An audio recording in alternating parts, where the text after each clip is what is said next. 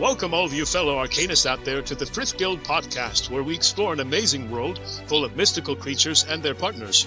Our hosts are Eric Smith and Scott Wareham, and today we'll be going behind the scenes of the Chamois Staval fandom to talk with Kyen Syr, also known as Kevin, the moderator of Chamois' Capital Station Discord channel. So without further ado, here are Eric, Scott, and Kyen Syr. Welcome back, everybody, to the Frith Guild podcast, where today we will be diving into an interview, and I'm the host, Eric. I'm co-host Scott. And hi, I'm the guest. And today we have Kane on the show today for... Okay, just for everyone who's listening or watching this, wherever you're getting this, Eric, before he started this recording, he warned me he was going to mess up the pronunciation a lot. So don't worry if you guys get confused about what he says for my name. But hi, I'm Kevin. I'm also known as Kyen Syr, or as my pen name would suggest, Kyen Syr. I am a up-and-coming author of my own original series, but I am also a fan of Chamois Staval's Frith Chronicles series and Academy Arcanist series. Is it Arcanist, or how is it supposed to be pronounced? I don't know. I'm just like, it's either Arcanist or however else you pronounce it. I looked Down it south, up. if you say caramel wrong, they get up on you. Oh my god. I Thank looked God it I've up. not been outside of my estate yet. I found both because when I first heard Eric say it, Arcanist, I was like, have I been saying this wrong? So I looked it up and I found both pronunciations. So I don't think it's set. I personally think that however you say the word is however you say the word. So if you have one way of saying the same word and someone else saying the other, then does it really matter? Yet it's still the same word. No. So one of the reasons that we brought on Kyen, hopefully that was close enough, is as the mod for the Frith Guild Chronicles Discord channel. So we did want to kind of delve into that role a little bit. Do you want to tell us a little bit about what you do as a mod there? Well, moderators on the Capital Station Discord, I really think it's just like in any Discord server, really, is we're mainly just there to kind of help keep the peace in some cases. I don't know if either of you two know this, or possibly anyone who taps into the podcast would know this, but when the server first started, there was a really big fan of Chamois Staval's Frith Chronicles series, the original series that kind of catapulted Chamois writing into popularity that it is right now. And he kind of started this, I'm not sure if it's a he or a she, so I'm just going to go with gender pronouns like he, they, them, just to keep it. They had brought up like this whole like Grand Master Inquisitor stuff when the Discord first jumped, and that kind of became the role of a moderator for the entire Discord. Sadly, that person is no longer part of the Discord server, mainly because a lot of the things that was going on then got a bit too much for other people who were part of the Discord. So basically, like I just said, we're just peacekeepers. No, was that something that Chamois reached out to you about? Was that something you reached out to her about? How do you kind of get to that point? I mean, not saying that I want to jump in right now, but I'm just curious about the behind the scenes. Never really thought about it until now. Yeah. Well, moderators like myself, a little bit behind the scenes is I was actually one of the first moderators on the server, because I was also one of the first people who joined Chamois' Discord when she announced it on Twitter, which is now called X. And it comes down to everything going on. I was one of the first people, and I became a moderator because I wanted to help Shammy kind of keep things even, keep things just good.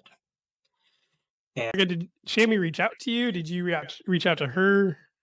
I reached out to her, also helped like a channel. It's hidden from the public, it's just me and Shammy in it. And it's labeled actions, so both her and I kind of just know what everyone's doing. It's like a general overall. But Okay. both her, we have the channel muted, so we don't get pings every time someone does something, deletes something, yada yada yada. I would be blowing up if you did. Yeah, those notifications I don't know. go up. I don't know if you want that many notifications going on. Nope.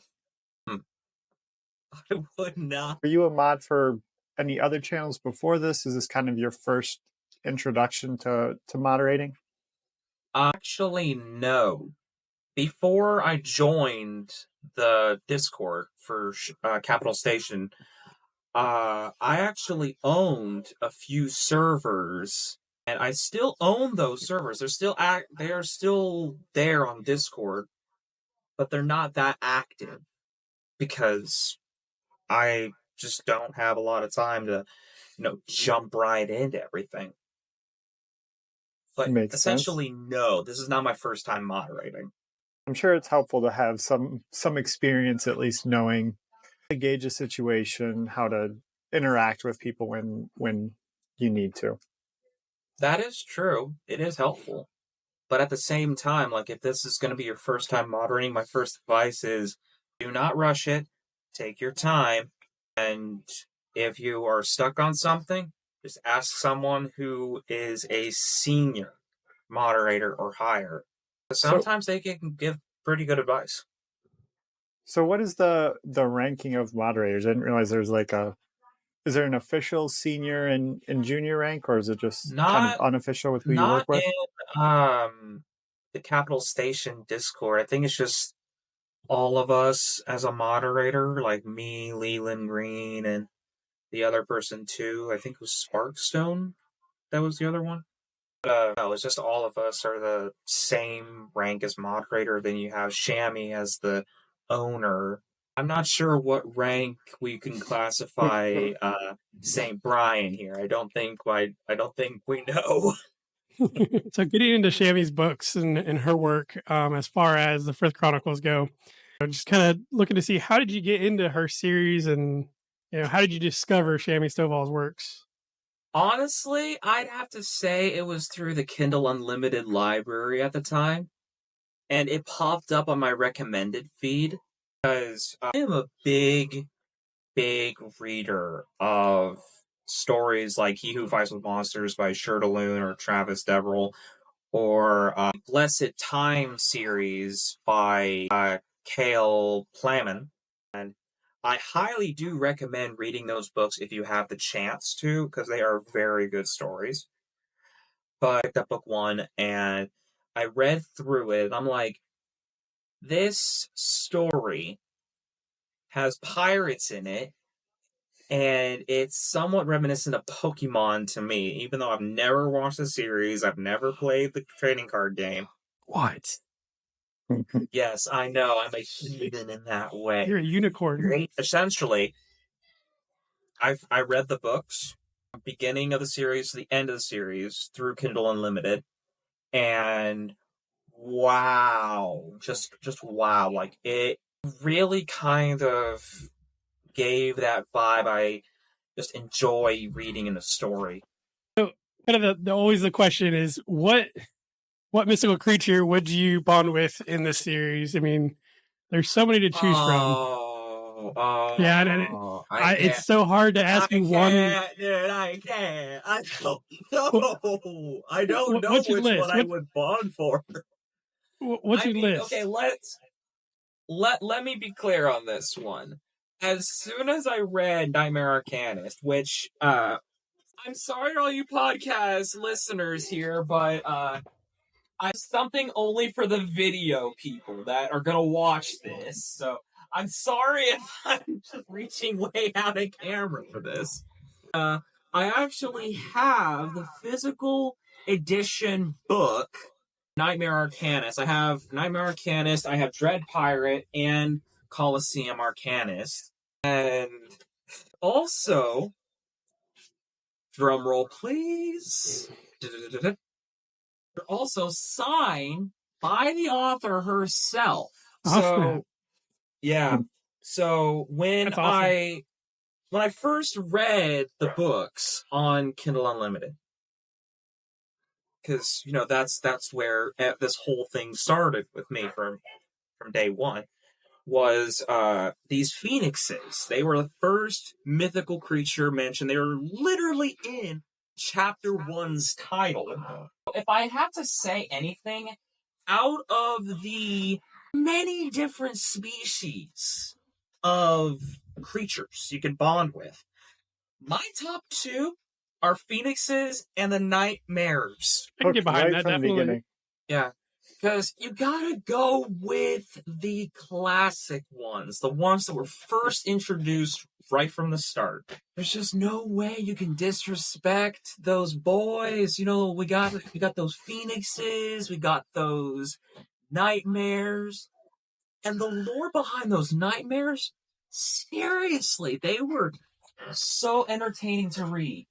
It's a very interesting backstory, and the lore behind the nightmares is very interesting. Specifically, tied in with some of the Fableverse that they talk about, and never able to go extinct, but also never going to be in population, just because they require the death of a ruler. So it is something very unique to the series, and just very cool to look into and just think about.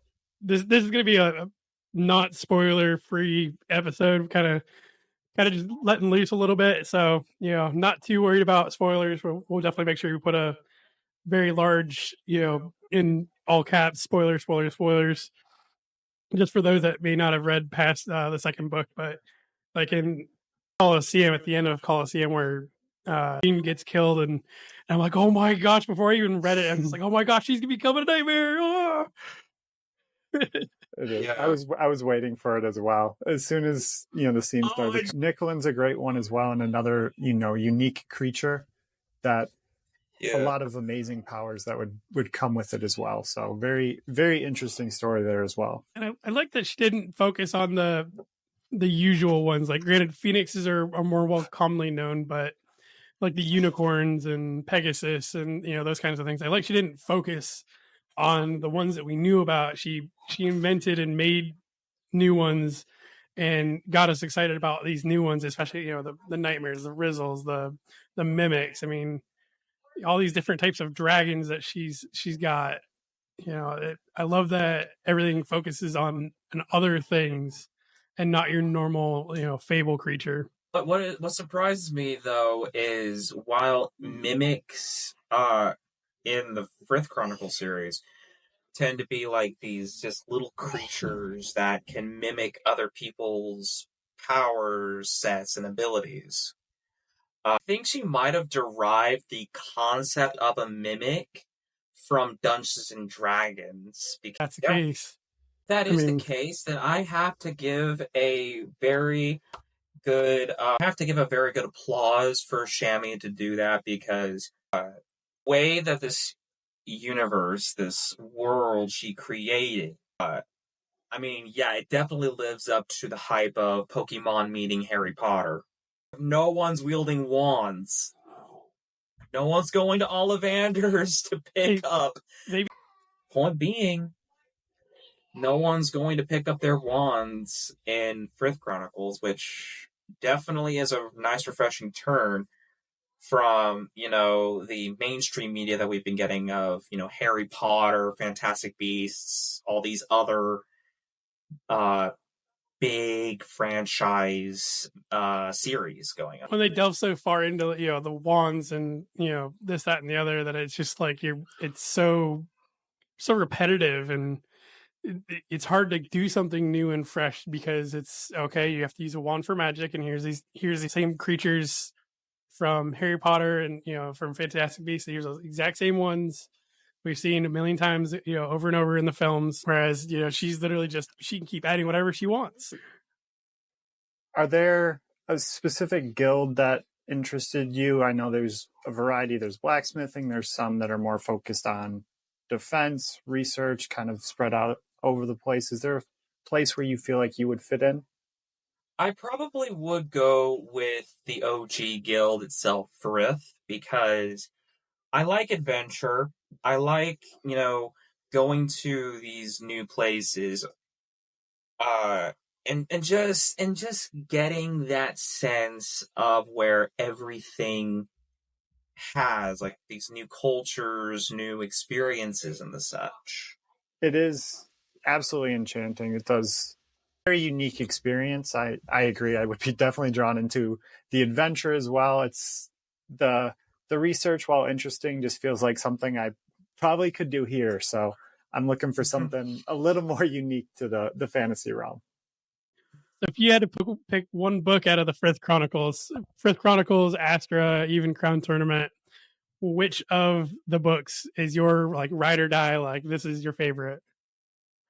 I just have to say the very first book I picked up, really. I have to give the love to the Nightmare Arcanist book because it's the book that introduced everything of this world of chamois to me, and it's that gateway where it leads into everything else that's set in this universe. That's including the Academy Arcanist series.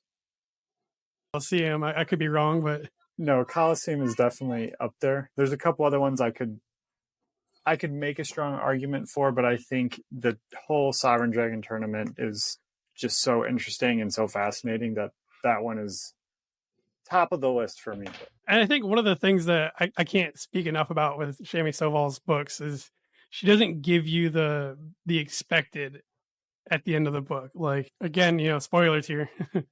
But at the end of Crown Tournament, when they were fighting for the Sovereign Dragon to bond with the Sovereign Dragon, I'm like, oh man, like she's gonna come back and she's gonna win this fight. She's gonna kill him, and then she gets killed, and I'm like, what in the world is going on with this?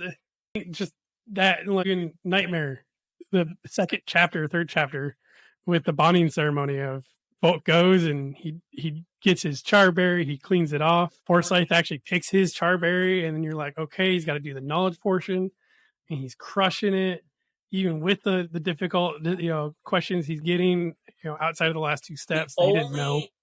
The only issue I have with that, Eric, the entirety of that part with Volk in that scene where he's running through that test, get a chance to bond with a phoenix, is how duplicitous those people were to a young man who had no knowledge whatsoever of where he came from, who his parents were, and his only friend being the quote-unquote sister of the family. And they were making him into such a rebellious kid that couldn't possibly have a chance to bond with a phoenix. I feel like, yes, Shami did a pretty good job of doing that, but those kids, though, they did our boy dirty with that.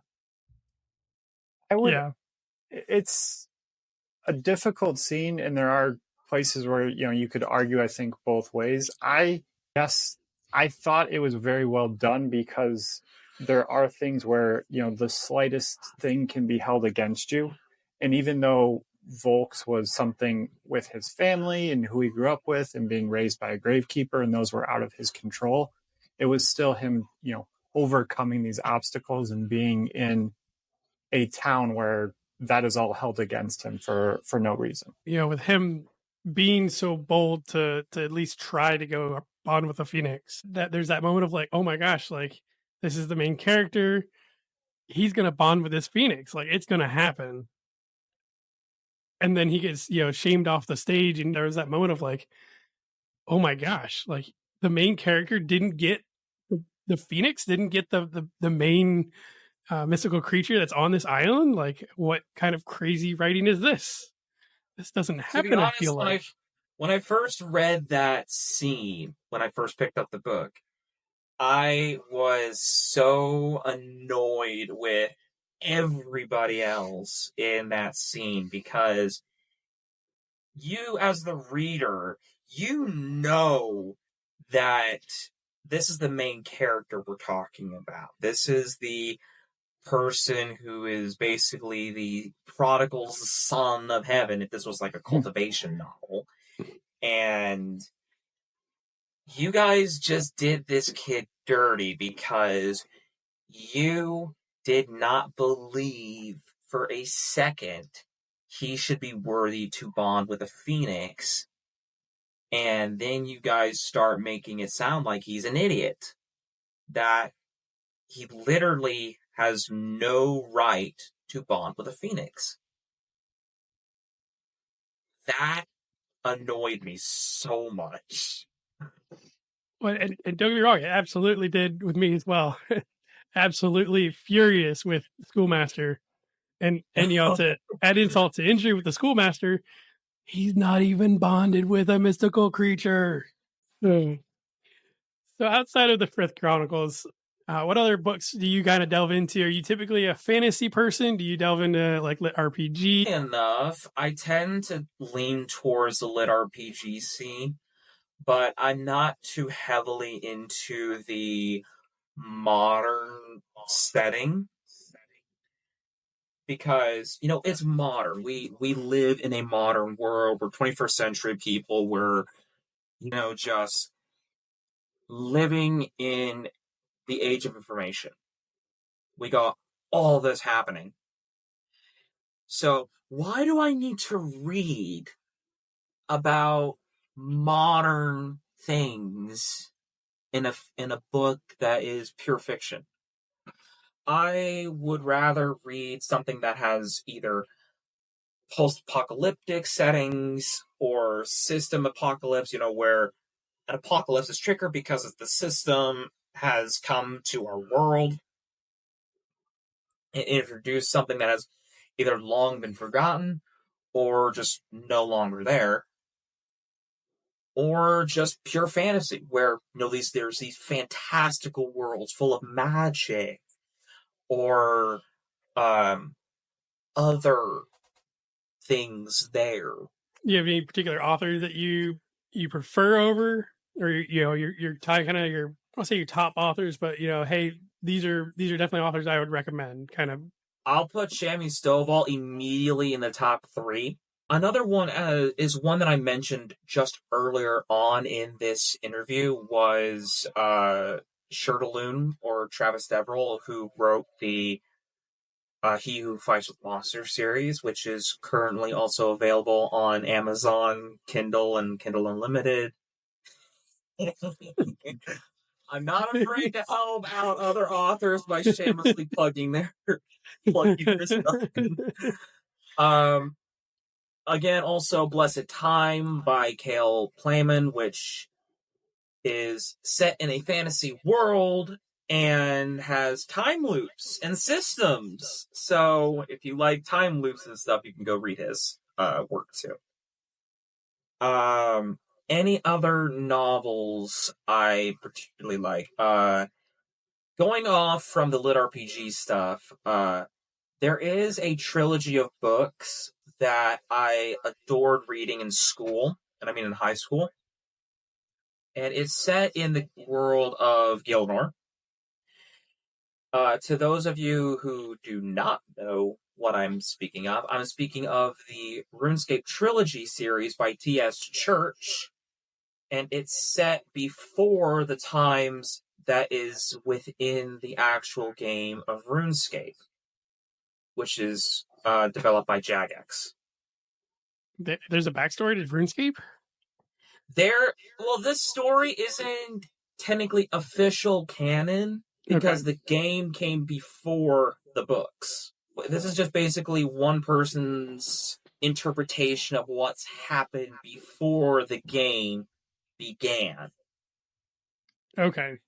More of a Yeah. prequel type series. Yeah, Now I know you're also working on books yourself. You want to go that ahead I and am. talk about some of that for us? Sure, I can. So, what I'm writing is my debut project. It's my main project. I've been working on this for over 4 years. And my first book, which is, I'm not going to reveal the title yet because I plan on announcing that in October. But to those of you who already know my thing, which I highly doubt anyone listening to this podcast would know, is it's up on my Patreon. All of the chapters for the first book are all up there.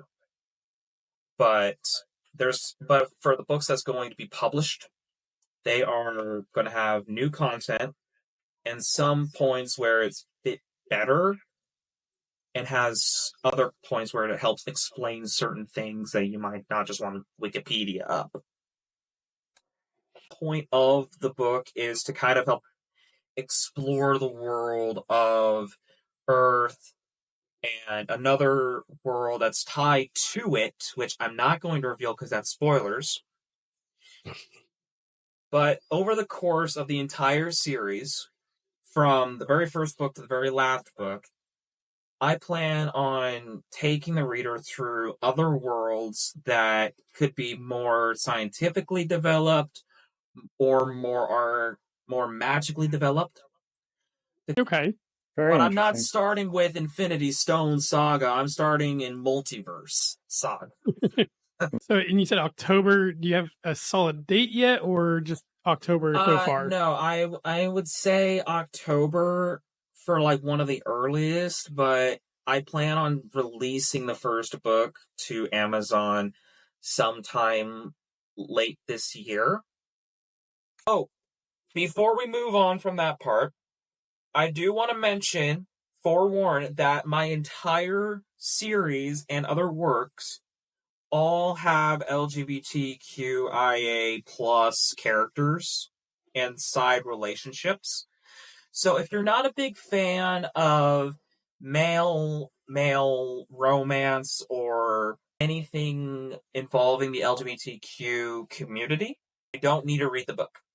I just feel like if you're going to be reading a book, sure, you can read a book, but I don't want to get slammed because Well, at least there's that like understanding that if you're going to read this book, there it is in there, and if you choose to not want to say participate or you don't particularly care for that community, then like you said, it's not the book for you, and you can find something else for yourself. yeah, because So, I put a lot of passion into these books that I've been writing, and I already said I took 4 years to do it, so I yeah, don't think I need to say more. right. I The mean, Mona Lisa of books. What? I believe that was another 4-year, or maybe not, but another long project to go through. we've only been doing this for 3 months. I started back in November. Scott, when did you come on? It would have been December or January. It's only been a couple months. Mm-hmm. So we're still fairly new into this, and and that's comparison to time with how long it took your book. So again, definitely can tell the passion in that. Well, no matter how much time you put into it, as long as you have made it clear that you are very passionate about your work and you really want to make it into the best work you can for readers to read, then that's all you need. You just need to make sure that you have the passion to write your book. Any other author will tell you, you write what you want. That's the same advice I give, is you write what you want. Because what you want is going to have all that passion, that drive to get it right. Now, as far as, and again, because you said you haven't published yet for any of your books, correct? None of my current projects have been published to Amazon yet. Okay. So as far as somebody else in your position that or even somebody that's debated it or thought about writing, what else would you say? What else would you advise to a newer, somebody that's thinking about getting into writing? All I really just want to make sure is, if you're wanting to write something and you feel like it's a really good story, then go ahead and write it.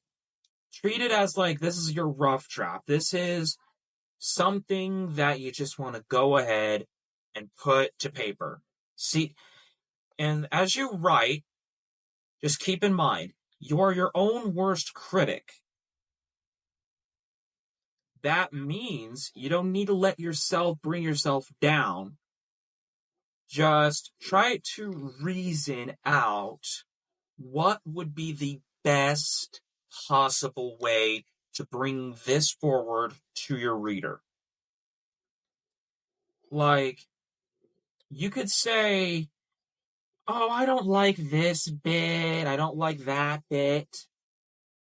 Then, if you still like that bit, like you really think it has some kind of potential, when you go back through to do your final draft of the book,